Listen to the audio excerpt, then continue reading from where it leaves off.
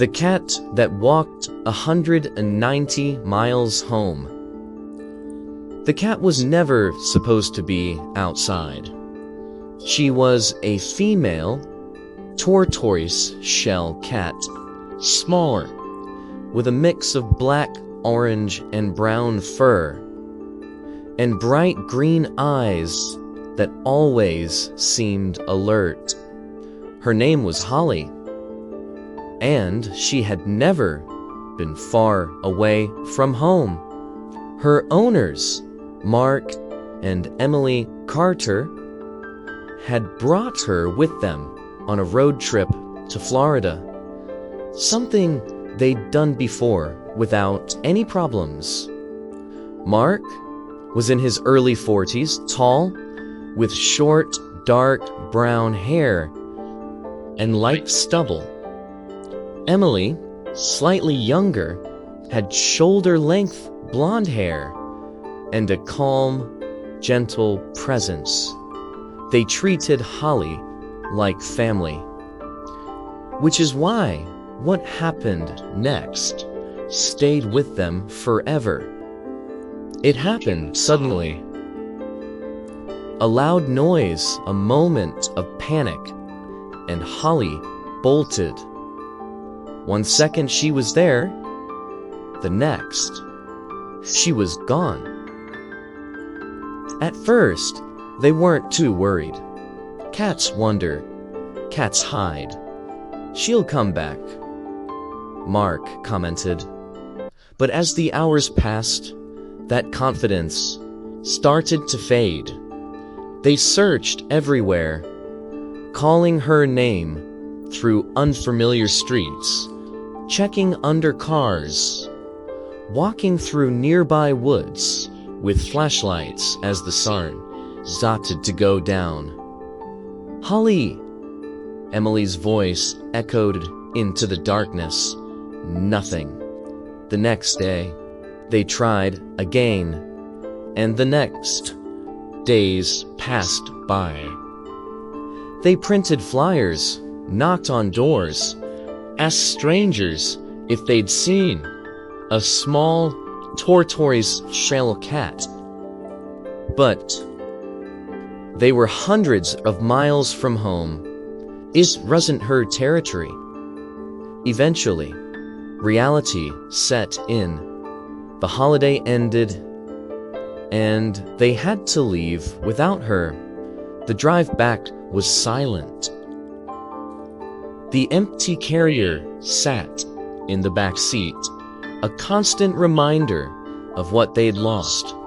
Back home, everything felt wrong. Too quiet. No soft pores, no familiar presence curling up beside them at night. Weeks went by, then months. Slowly, they began to accept it. Holly was gone. Until one morning, everything changed. A woman walking near a residential area spotted a cat.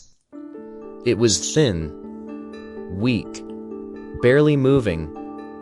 At first glance, it didn't look like it would survive much longer.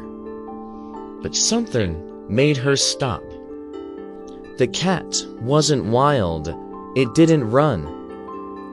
It just looked at her as if it had nothing left. She took it to a local vet. And that's when the impossible began to unfold. Holly had a microchip in her collar, and it was scanned. A name appeared, Holly, and beneath it, there was an address. Mark and Emily's home, nearly 190 miles away. When the phone rang, Emily almost didn't answer. Unknown number. She nearly ignored it, but something made her pick up. Hello? The voice on the other end sounded unsure. Hi. I think we might have your cat." There was a pause. Emily froze.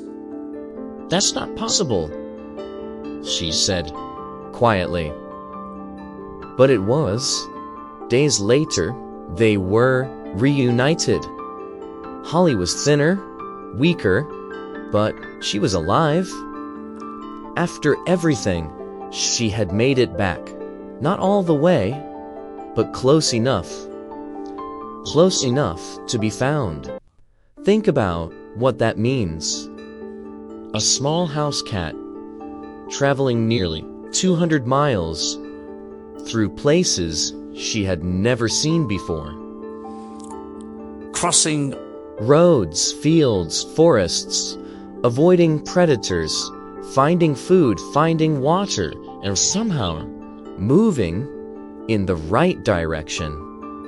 Scientists still don't fully understand how animals can do this.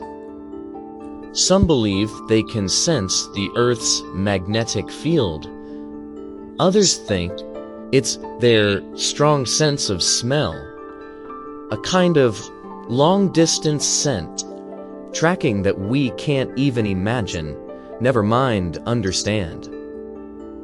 But none of those explanations fully answer the question, because this wasn't random. Holly didn't just survive. She was going somewhere, back to the people she knew, back to the place she belonged, and somehow she made it. Now, if you think this story is unbelievable, wait until you hear the next one, because in the next story, the cat didn't travel 190 miles, it traveled nearly 800. So, if you found this video interesting, please give it a like. And if you want to tune into the next story, make sure you're subscribed to the channel and ring the bell for all notifications. Thank you for watching, and we'll see you in the next one.